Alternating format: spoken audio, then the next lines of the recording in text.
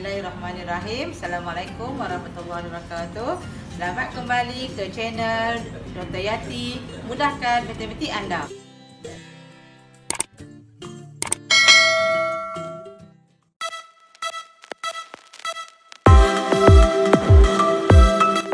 Sekarang kita pergi kepada sheet yang kedua. Di sini kita nak bubuh data terkumpul pula untuk cari tingkatan kecenderungan memusat juga. Kita buat baru kosong, rename data terkumpul.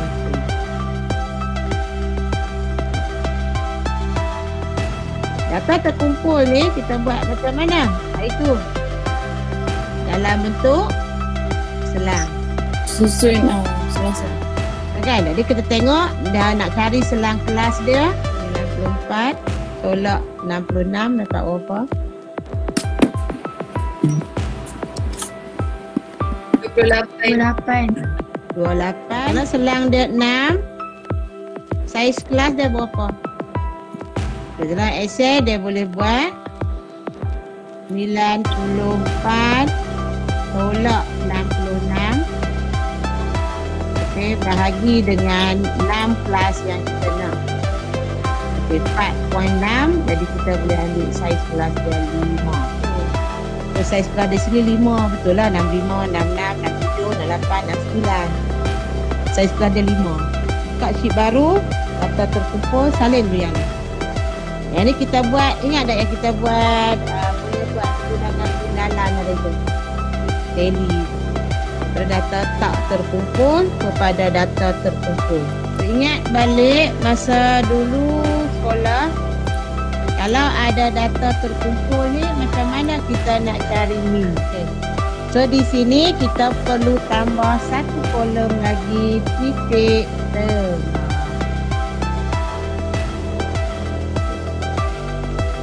Satu lagi pengetahuan nak beritahu. Kalau titik tengah di sini nampak dia terlindung. Kita tak maulah dia punya kolom tu besar sangat kan. Kita nak bagi kolom dia kecil je. Nampak dia terlindung kan. Okay, klik pada titik tengah ni. Dekat home ni dia ada macam satu arrow kecil tu. Yang tu adalah red text. Pernah pakai tak? Jalur tu. Lagi semula. Okey, semula. Okey. Kalau kita tulis, kita nak pendekkan. Nampak tak? Dia tak cantik lah. Kan nak bagi besar sangat tak cantik lah pula kan. Data tu nak tulis sikit je. Okey, so kita nak bagi jadi titik di atas, tengah, di bawah. So aktifkan. Pergi dekat, ada dekat home juga ni ada wrap text. Di bawah tu merge. Di atas dia. Nampaklah cantik sikit. Ada dua perkataan kan. Nampaklah cantik sikit lah. Kecilkan sikit. Kecilkan sikit. Biru kita tu cantik lah, ngam-ngam kan. Alright, titik tengah nak cari macam mana? Tambah dua data ni, bahagi dua kan. Okay, kita boleh menggunakan kalkulator lah. Kalau manual di sini kena guna kalkulator lah, tak ada pilihan lah kan. Tapi di sini kalkulator ni Excel boleh bantu. Tapi ingat, kena letak sama dengan dulu. Lepas tu kena bracket. Buka bracket yang duduk atas 9 tu. Kena shift dululah. Di sini kena type nombor. Tak pilihan. Memang kena type nombor. Okay, lepas tu bahagi 2. Kita nampak tak? Dia naik formula kat sini. Sama dengan 65 tambah 69 bahagi 2, enter. Jangan lupa buah kurungan. Kalau tak buah kurungan, dia baca 69 aja formula. Dapat 67. Dapat 67. Okey, yang lain boleh drag tapi kena ubah nombor saja. Tak lagi. Boleh drag ataupun double click. Dia naik nombor yang sama sebab dia baca nombor yang sama. Nampak? Jadi kita ubah je lah. Nak mudah, double click dekat yang kedua ni. Type saja balik. Replace 70 74. Itu enter. Dah jadilah yang baru. Nampak tak? Ataupun tulis lah balik. Kalau tak mau buat cara ni, tulis je balik. Tapi lambat lah. Ni 7, 9. Kita cuma modify dia punya number je. Double klik, tarik balik.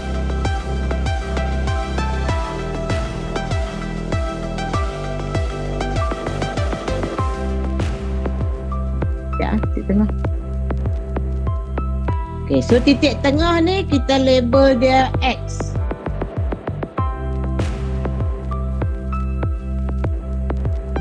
Baik, sekarang kita tahu formula dia adalah sigma Fx bahagi sigma F. Okey, kita boleh juga tulis dekat sini menggunakan simbol yang cantik lah macam dalam buku nak tulis formula tu. Okey, pergi dekat Word sekejap. Janganlah apa ni tutup yang ni, minimize saja. Pergi dekat Word yang kosong. Okey. Pergi pada insert, cari objek. Ini ada objek. Apa? Okey, klik objek. Okey, dalam ni dekat create new ni dia ada, okey, kena cari Microsoft Equation 3.0. Siapa yang tak ada yang ni, saya minta maaf lah sebab yang tu install tak lengkap. Kena pergi ke kedai semula, beritahu. Sebab bukan semua komputer komplit. Kalau tak ada yang ni memang minta maaf lah. Tak ada, alah. Kalau tak apa tak ada yang ni, kena pergi kedai beritahu saya nak install tak lengkap. Ada yang ada tak? Saya ada. Apa yang ada, klik di situ, ketuk OK. Nampak? Dia naik satu equation. Ni, yang ni lah kegunaan untuk matematik. Dia cukup banyak. Dia bukan boleh type biasa. Okay. Baik. Kita nak masukkan X bar. Ni ada simbol dia dekat underbar and overbar template ni. Apa yang ada lah ya. Okay, klik di situ. Ambil yang pertama. Yang bar duduk di atas tu. Satu bar tu. Okay, klik yang itu. Dia timbul sini. Biar kita tak apa, kecil dulu. Klik X je. Masukkan nilai X. Kecil dulu tak apa. Sekejap lagi dia boleh besarkan. Okay, kita nak tulis X bar sama dengan. Okay, kalau terus tulis sama dengan bar-bar tu dia ikut sekali. Tak maulah. Okay. Kita kena tekan anak panah arrow pada keyboard tu, ambil yang kanan dulu. Dia ada anak panah kanan, kiri, atas, bawah tu kan. Ambil yang kanan. Baru dia boleh tulis sama dengan. Nampak? Jadi bar dia hanya untuk X sahaja. Lepas tu kita nak tulis sigma Fx bahagi sigma F.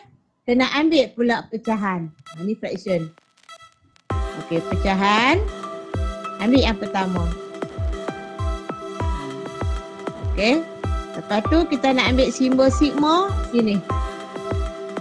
Okey, sigma summation ya. Untuk sum. Ambil yang pertama juga. Baru type Fx. Baru dia nampak cantik. Okay, yang bawah ni boleh klik bawah ataupun tekan anak panah tadi arrow key tu ke bawah. Sigma F. Jadilah formula yang cantik. Okey, tak mau dah, habis dah selesai, klik tempat lain. Dia jadi satu picture. Bolehlah besarkan, tarik je. Tak jadi picture. Okey. Ni satu cara. Nanti sebab nak buat assignment, nanti nak menggunakan summation. Kena boleh pakailah yang ni. Okey. Lepas tu jadikan picture, boleh copy. Masuk balik dalam Excel kita tadi. Paste je lah. Boleh jadi. Copy je, paste jadi picture. Letaklah kat mana-mana, tak apa. Baik, jadi maksud kita sekarang ni, kita nak cari F darab X kan? Sebab yang ni kita tengok formula ni, kita tahu kita perlu ada F darab X. Lepas tu baru cari jumlah dia. Maka kena tambah satu kolom lagi. fx. Boleh faham? Buah formula juga sebab kita dah ada Excel. Kalau tak biasa manual, kita tekan kalkulator lah. 3 darab 67 3 darab 72 5 darab 77 berubah. Lepas tu tekan kalkulator cari jumlah. Tu secara kalkulator lah. Kan? Tapi sebab Excel ni dia bantu kita. Bagusnya Excel ni dia membantu. Dalam Word tak ada dalam Excel ni, okey, kita kena letak sama dengan dulu. Klik nombor 3. Nampak? Dia baca sel C3. Apa-apa dalam ni, tak kira kalau dia tukar, dia ubah lah. Darab dalam Excel ni adalah star. Star yang duduk di atas 8. Kena shift dulu lah. Lepas tu klik pada 67 sebelah dia. Nampak? Dia baca yang biru, darab yang merah. Enter. Dapatlah jawapan. Okey, dapat. Yang lain tu boleh drag ataupun double klik saja. Dapat. Oh, hebat Excel ni. Tak payah kira banyak kali. Oh. Ya. Sebelum ni tak tahu kan. Sekarang dah tahu dah. Satu kali dia buat formula, sebab dia baca formula, cuba tengok yang nombor 216 ni. Dia baca C4 darab D4 yang ni darab ni. Kalau 385 pula dia baca C5 darab D5. Dia terus baca ikut formula. Jadi kalau lah kita ubah di sini, katalah sini saya ubah 4. Automatik dia ubah sini. Sebab dia baca sel, apa yang ada dalam sel tu, dia baca. Dia bukan baca nombor yang sebenar kita tulis. Okey. Sekarang jumlah fx bahagi jumlah f. Jumlah f dulu kita cari. Ambil sini jumlah. Kita nak cari jumlah dia. Highlight. Yang ni tak apa, kita boleh pakai auto sum ataupun pakai fx function tadi pun boleh, tapi lebih cepat kalau kita pakai auto sum yang ada pada home ni, yang simbol sigma, ataupun dekat formula yang auto sum ni. Tapi kena drag dulu drag dulu nilai kekerapan tu, lepas tu tekan auto sum. Dia bagi tahu jawapan lah. Lepas tu kita boleh besarkan lah. Dia biasa. Tak kena. Okey, untuk jumlah fx kita just copy sahaja 30 ni. Okey. Ctrl C, copy, letak pada bawah fx sekali tu, Ctrl V. Nampak tak? Dia bukan copy 30, tapi dia copy formula daripada jumlah atas sampai bawah. Boleh lah nak buat auto sum kat sini, tapi boleh juga copy, paste masuk sini, dia baca hak atas. Kalau kita paste dekat sini, dia baca jumlah ni. Tapi ni tak mau, tak perlu pun. Baik, so di sini boleh lah sebab kita tahu dah formula min adalah nilai, tabur di bawah lah sebab nak tahu. Sebab kita tahu, bawah sebelah dia min adalah jumlah fx bahagi jumlah f. Kalau dengan kalkulator, cuba tekan kalkulator tu, dapat berapa? 24, 25 bahagi 30 kalau guna kalkulator lah. 80.83. 80.83. Sekarang kita cek dengan Excel ya. Sama dengan dulu. Klik 2425 per slash tadi. Klik 30. Enter. Tu betul. Lepas tu buanglah setiap perpuluhan dia. Buang tengah-tengah. Okey. Siaplah Min. Kan, nampak kan betapa senangnya dengan Microsoft Excel. Lepas tu kena belajar. Sebab nanti nak guna pakai masa kerja nanti. Terutama untuk markah budak-budak, markah murid-murid kita. Okey, baik. Kedua, kita nak pergi mencari mode pula. Bagi data tertentu. Okey, belum ni buat macam mana? Ke sekolah nak cari mode bagi data tertentu. Okey, nak cari mood tak ada pilihan. Memang kena buat histogram di atas kertas graf. Tapi sebelum tu kita boleh check kelas mood. Kelas mood yang mana? Tengok pada kekerapan tertinggi berapa?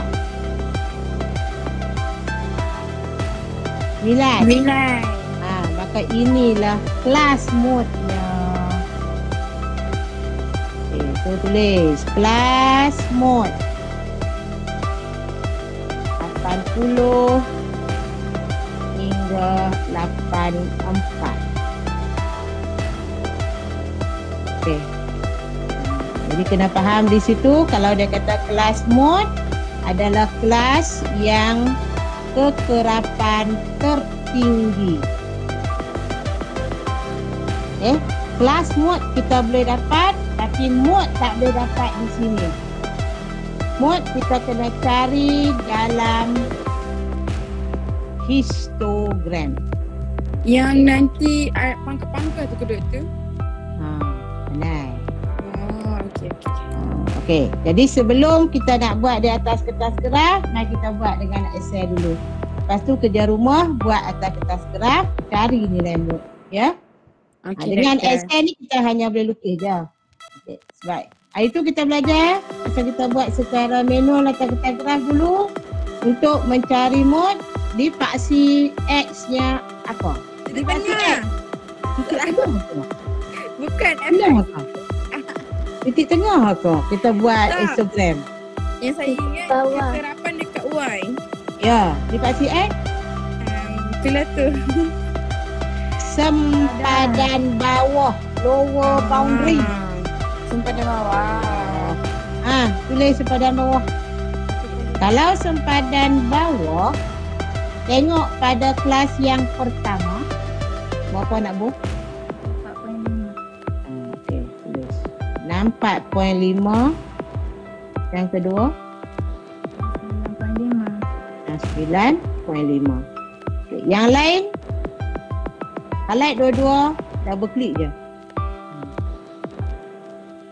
Kalau rajin nak type balik boleh lah. So ingat balik masa kita buat histogram tu, kita kena tambah depan ke tambah belakang? Belakang. Jadi maknanya di sebelah belakang ni kita kena tambah. Okey, so nak tambah satu lagi row. Klik pada yang row jumlah ni. Lepas tu duduk belah number yang number ni, right click yang ada arrow tu kan, bukan sini tau, di sini dekat yang kita letak number tu, right click. Insert. Dia tolak lah ke bawah. Okey, sepatutnya yang terakhir ni apa dia punya kelas dia? 9599. So nilai kekerapan dia 0 lah. Tak ada. Yang ni semua tak perlu. Okey, so sempadan bawah yang terakhir 94.5. Ataupun highlight 84.5 dengan 89.5, double klik atau drag. Baik. Untuk membuat histogram, dia macam kita buat bar chart. Okey, tapi di sini sebab dia ni duduk jauh, boleh juga kita nak buat ni, tapi lebih baik kita buat kekerapan dulu, jadi kita masukkan nilai ni. Okey, kekerapan ni highlight semua sampai 0. Lepas tu buat apa? Nak buat bar chart? Insert. Ambil dekat recommended chart. Ambil recommended chart pun tak apa, ambil sebelah dia. Ambil histogram. Okey, di sini tak boleh ada histogram lagi. Dia akan jadi bar chart dulu. Ambil yang 2D ni. Yang pertama, ambil yang pertama. So di sini dia bukan jadi histogram lagi. Dia boleh jadi bar chart. Kan? Jadi klik pada quick layout. Ada tanda arrow klik tu kan? Nampak tak? Ambil yang dekat ni. Oh, dah jadi histogram. Yang lain semua. Tapi belum lagi cantik lah. Sebab dia tak ada ada outline ni kan. Jadi kita buat macam selalu. Itu kita dah buat. Klik sekali, dia aktif semua. Right click. Pergi pada outline. Ambil yang automatic pun boleh. Di situ ataupun nak tukar color apa-apa. Ambil tebal. Oh, dah jadi histogram. Tapi tak lengkap lagi sebab ini exist title tak tukar lagi. Ini pun belum tukar, tajuk belum tukar, 1, 2, 3, 4, 5, 6, 7 belum tukar. Jadi kita nak tukar satu-satu lah. Right. So exist title dulu. Chart title dulu. Chart title dulu ni kita boleh tulis lah. Histogram. Bagi berat pelajar.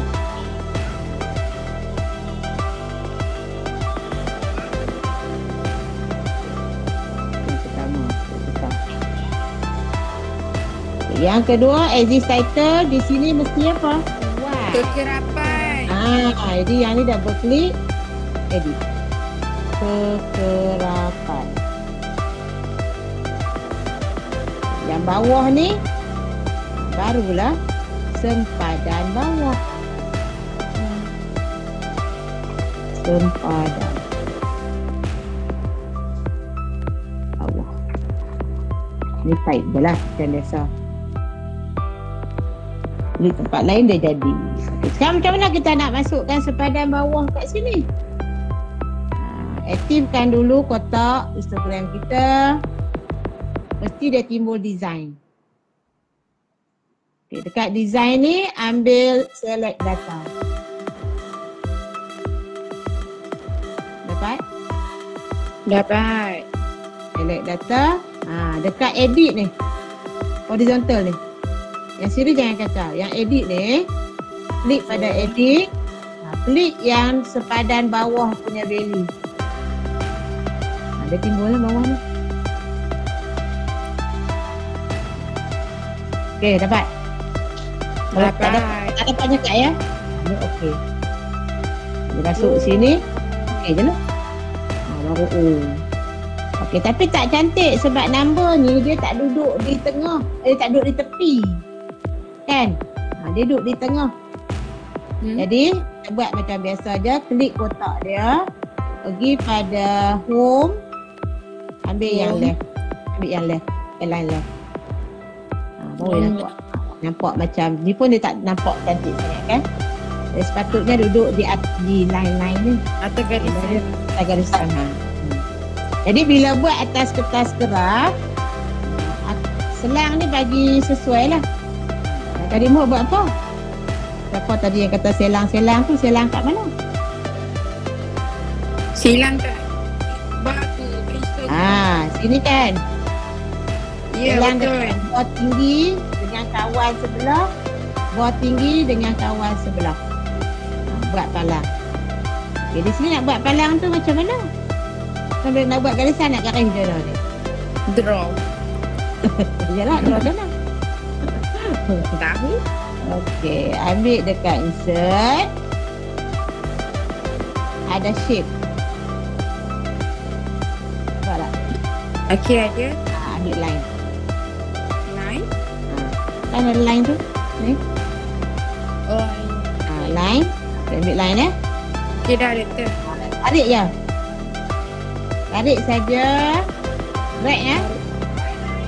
Dia ada ni tapi warna biru. Dia warna biru. Dia tak nampak lah. Okey, warna hitam. Jadi. Macam mana nak ubah warna hitam? Ada sebelah. Oh, yang atas tu ke? Okey dah tu. Lepas tu untuk yang kedua pula ambil dia automatic dia naik yang tepi ni kan. Ya, betul. Ambil line baru. Okay, drag juga.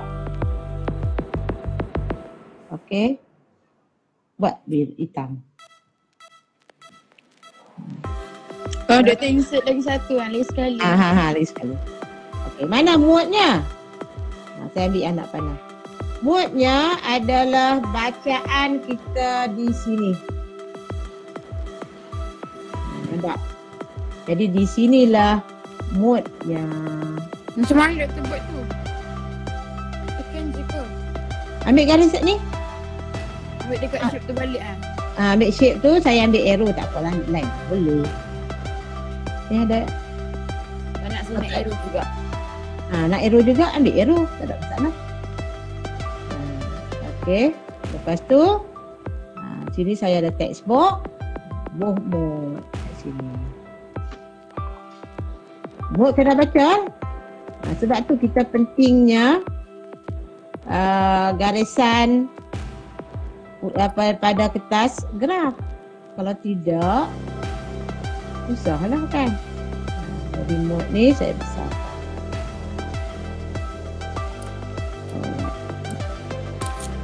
Okey, boleh? Boleh. Okey, so complete lah kita punya histogram. Okey, so tinggal jawapan dia. Yang ni kena baca pada kertas graf. Okey doktor.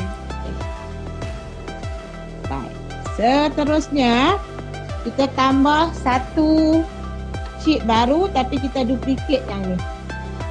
Okey, kita duplicate je. Okey. Move or copy. Dah buat dah itu kan? Move or copy. Ambil move to end. Create a copy ni kena tick. So okey. Dia naik data terkumpul 2. Okay, so sekarang kita nak cari median dengan menggunakan sama juga di sini kena buat atas kertas graf. Tapi sebelum tu kita kena cari dulu, kena pastikan dulu kelas median. Mana kelas median?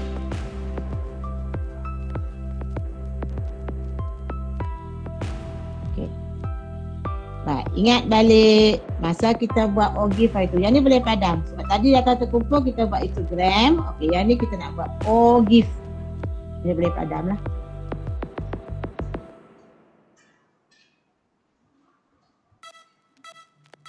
Yang ni pakai boleh ikut Baik, hari tu ingat kalau nak buat OGIF, siapa lawan siapa? Siapa dipaksi X? Pada atas. Sempadan atas. Maka kena tambah satu lagi kolom sempadan atas. Okey. Ini yang asal Okey, so yang bawah tadi pun kita boleh buang. Sebab ini tak pakai. Delete je. Highlight, delete je. Okey, so sempadan atas. Kalau kita lihat OGIF hari tu, kita kena tambah depan ke belakang?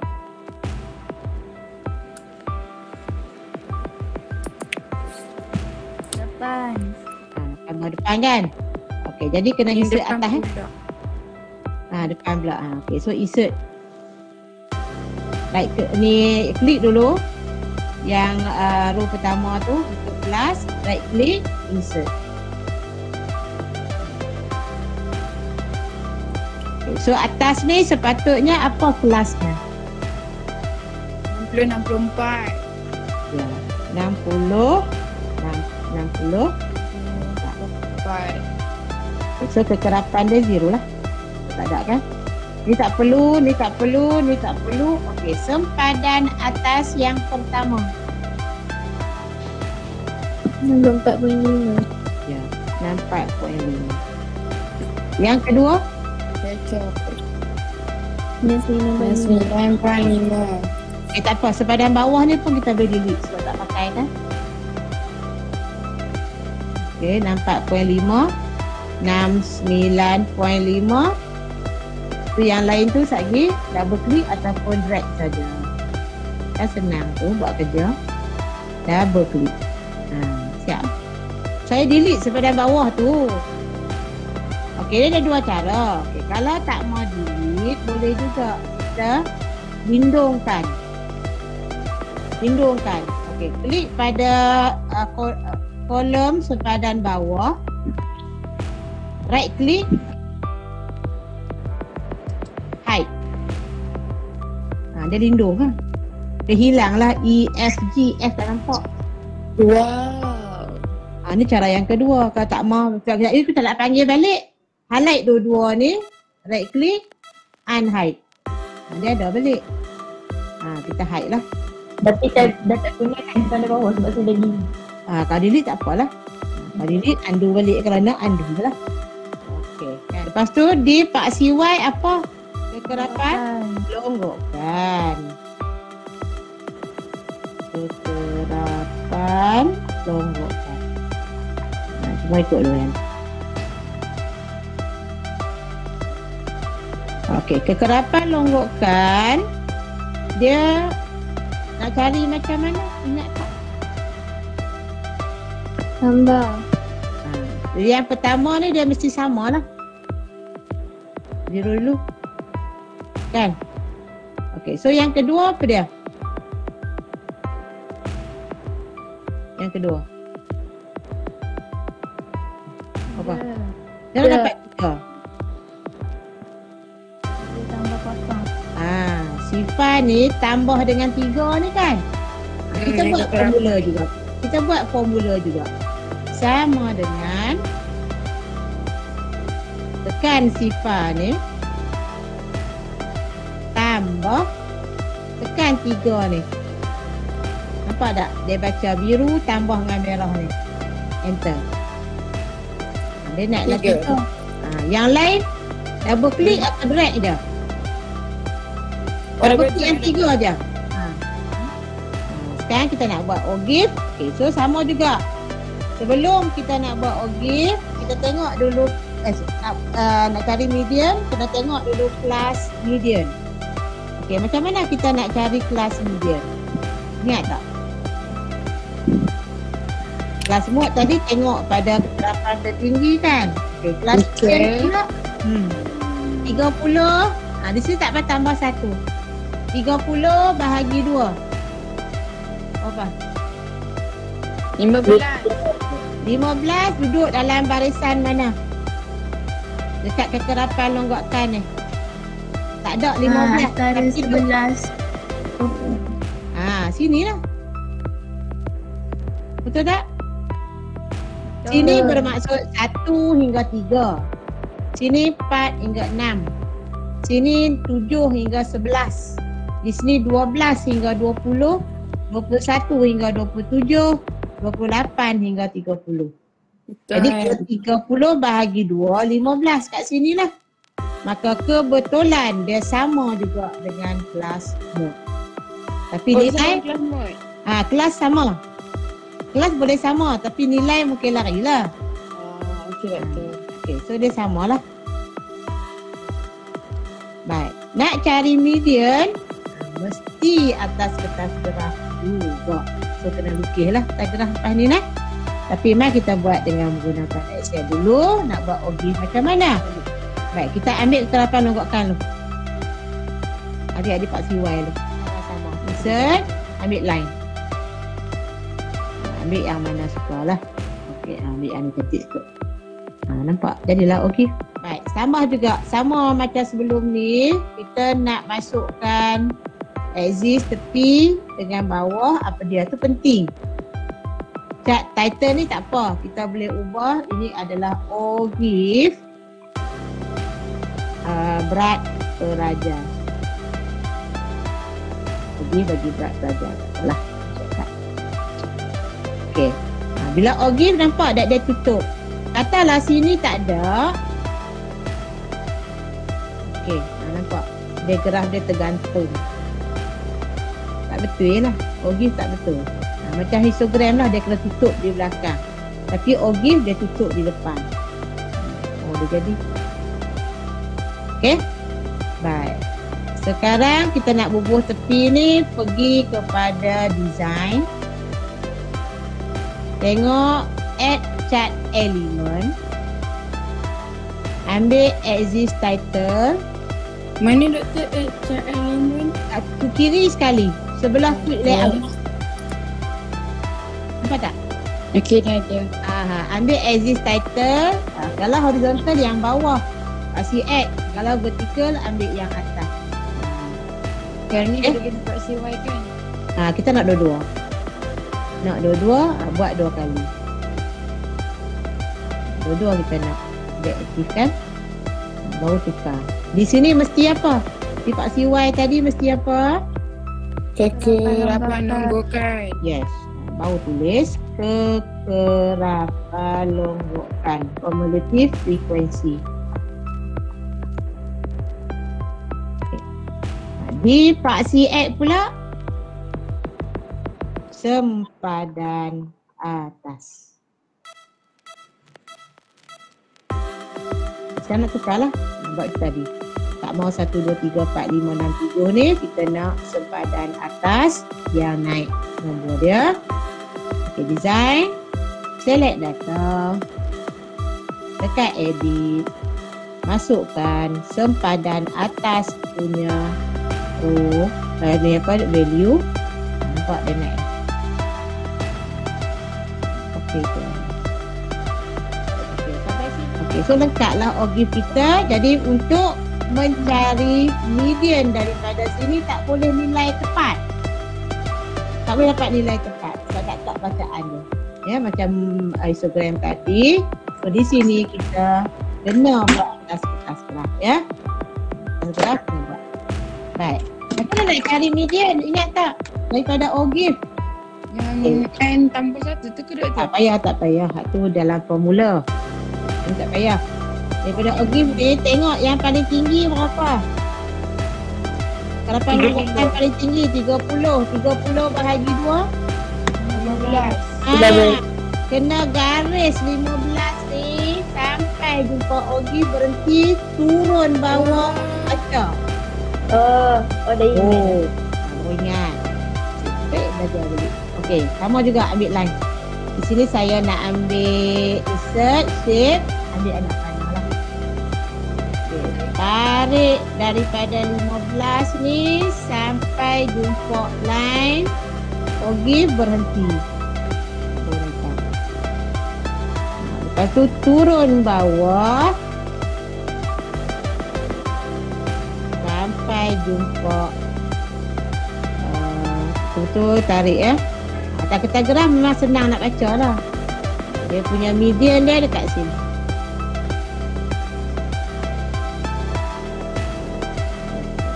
Ini adalah median.